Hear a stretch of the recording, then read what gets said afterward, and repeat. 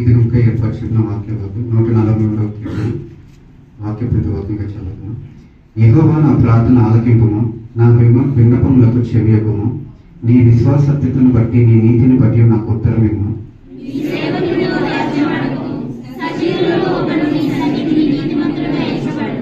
శత్రువులు నన్ను తరుముచున్నారు, వారు నా ప్రాణమును నేల పడగొట్టుచున్నారు.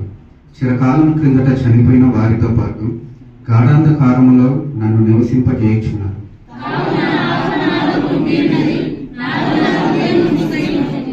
పూర్వదినములు జ్ఞాపకం చేసుకొనుచున్నాను, నీ క్రియలన్నీ ధ్యానించుచున్నాను. నేను నీ చేతుల పని యోచించుచున్నాను.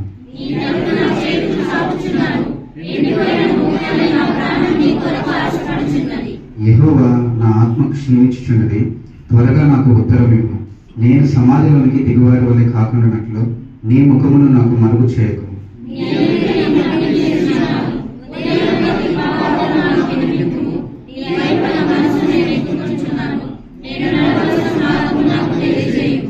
యెహోవా నేను నీ మరుగు జోచి ఉన్నాను, నా శత్రువుల చేతిలో నుండి నన్ను విడిపింపు.